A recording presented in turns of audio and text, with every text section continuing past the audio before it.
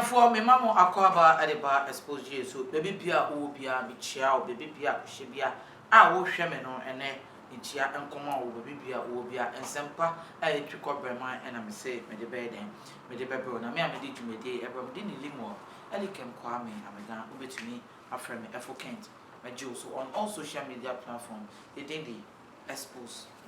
na me ankasa di efo kent baby bia o so hwe me bia hwe me de betwetwe enkomo na ene asama abetu bia ne koni mu say National Cathedral ho sensem ena MPA oda not tongo a eya ukujato ablakwa ena abe raise allegations any concerns e found say empanyfo na board of trustees mo ba kwa e friend Reverend Kusi Boatin ono kra pono sika bia fan nsema fan account mu na ne din kra wasesa ene ade we na etutun koma na Ghana fo edi abobo e kasakasa na we ebasa na ebetwe yedi ya adwumeto mu say Sana Heward-Mills even 15th October 2022 afi etwemu yi ene ono kra or resign free board of trustees ne emu na otwe ne ho afimu na focus said that what was great twin ho afimu a na chese kata hye ne pro bi e koso ade mu enti na brantie ana osofo yi atwe ne ho efri den ade yi mu na otwe ne ho no ena obi besie Apostle your friend is saying Apostle I say Opoku Onyinah ena de asema beto abonten na mekan e de amaye. I say a fight has erupted among the board of trustees of the National Cathedral project. Its chairman, Apostle Professor Opoku Onyinah, throwing words at the founder of Lighthouse Chapel International, Bishop Heward-Mills, stating that no member of the board of trustees can always have his preference, methods or approaches accepted by other members. In a statement responding to claims raised by Bishop Heward-Mills in his resignation letter, Apostle Opoku Onyinah explained that the architect and the land, the site of the National Cathedral, had already been selected by President Akufo-Addo by the appointment of the trustees. Apostle Opoku Onyinah also explained that the costing of the project and the selection of the contractor for the project were led by the project lead consultant, as well as a technical committee officially commissioned by the board of trustees, including seasoned Ghanaian professional. Na Apostle Professor Opoku Onyinah say, I efa resignation letter na nkofo say that Heward-Mills na watwin mo every board of trustees no moda Ghana National Cathedral na no omo ka say e de katahye ne proyesi kedie bi na akoso na ma watwe no and I watch they said Debbie because ebra that Heward-Mills etwin we free we no or say ochire na adwen kura edifa issues na ana ensem na ekoso na Debbie ubon say na asem ne yemfa enye adwuma efa site plan otumi ka say sika ye fund a ye di ye National Cathedral no de ye di tua nkofo kan eye more than the ye di sidan no wokokan obia mfa na asem enye adwuma ono atena ono hwe se no se ye hu ne so mfa so ni opinion ni ideas or edify the architect and the plans of the building of the National Cathedral na and the sa or say wotwe no na we and a Professor Kofi Opoku Onyinah e de abeto abonde e ka kire se there be entesa board of trustees no ente ukanwa na no just opinions the ideas any plans are owo edema National Cathedral odi beba no ye beji atum there be entesa ye nina obia from different denomination and the eba and yabaka bom uhwe apostolic Pentecost ni ade obia ne som obia ne mra ne ade nti se obia betena trustees na no a enye de obia be suggest ne ye befa nti se obeka wa because ono no wo kire se eba site plan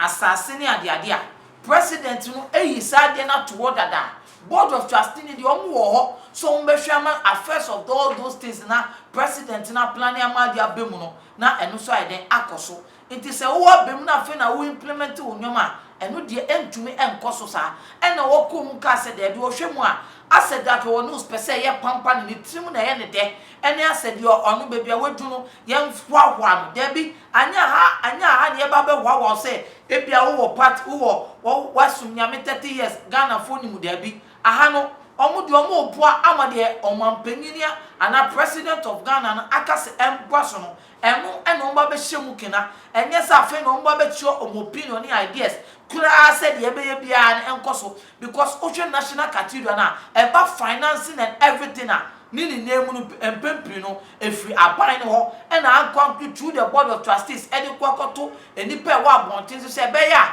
e Christopher so asene na omo organize sika ne yetumi e de efamboa ni si national cathedral no eti omampanyin no wa ye ne bibia to ho ya ye constructors eni ade omo abeka ho eti se wa fe na wa bema anya wo opinion no kwa ne bema ye be sole ne akase de wa kan eno ane ye be debi eno de ye mbe so obia so yembe so obia so mane be ye de obe de ope ena sika so mfo obia so sa no ye we ena ye nsema etwi kobreman e wo national cathedral ensensem no ena professor Opoku Onyinah e de abeto abonte na we nso ena medum suko na me ne wo e kire a daga wonu so resign wo kire se wonu de sebe enye sikedie bia e koso ana bibi nti na wo twene ho so hwe se ni opinion ni ideas na ye accept e was animal and no resigning. Now, so still now or support it. He is in support of the National Cathedral building. On training when they say, yeah, baby, no, or near there, but board of trustees, no, and a war training one at the film. But Ghana phone function would tell say, if the National Cathedral, yeah, see, a organization, I have treat. Asori akonkron because over Ghana asori na asenkofo atiti wontem we say me Pentecost ni we say me apostolic ni we say me Presbyterian we say me Anglican we say me say ama even asori na yesum no obiane ne sum ya de enkabo eniwo it one major reason na ye national cathedral no eye say ye ebeka Christopher ni na abom it ye kan say board of trustees ni ekofa bae no say de betum ama obia be understanding the doctrine of any other and each other denomination asori omo de omu free omo de omo ba it is a kire sana na edin kabum aba say oh yes national cathedral ikra Anglican sofo ani we mu ene kabum ni esi ye se ne kabum beba Christo sum na empapemu ni ade ekoso no eso ade etwitwa it is a we sofo bi na obofo nyina e kire se we sofo bi na ufri baby eba na opese wo ade a wo de aba nyina ne yemfa da bi enya asori fo na akomo obi so besi national cathedral eyo mampani no ena besi national cathedral anko wo kwampu apose ono abefa ne contractors no mesi asori no ade we bia no de ma Ghana for so mo besi nkoye omnyoma ba ofile se eye nyame asori da na osi no enu ntu na watwe aba asofo ni mpon a wo makodare onyame sumu ni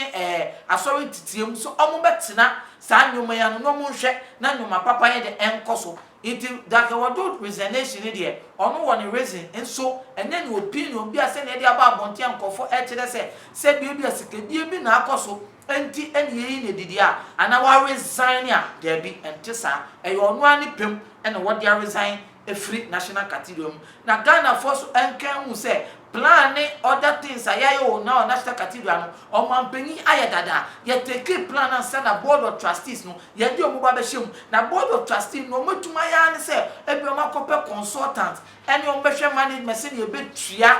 contractors ne ka na sanuma woni na efa national cathedral no ye hwemu a ya take procedure no from the government ne dada omo di omo ba se omo be hjem kina omo ambasa fe no omo ba be hye omo mra ne ade it will opinions ni other ones obi di beba aye accept no enkyere se ebi omo hyeda ena omo bu menu so mu nti asem omo ampanyin wo ne plans ne ade ena already no omo so no this star agenda ne bae se be Christopher Ghana no na se bi omo dwen se ye be ka bom ne esi national cathedral ye bibia ne akoshem ayo omo ampanyin nkasa ena ni sa good idea na ba ena Christopher mmapa age atum so omo eden omo support it ebusafo ensem ni nina no a professor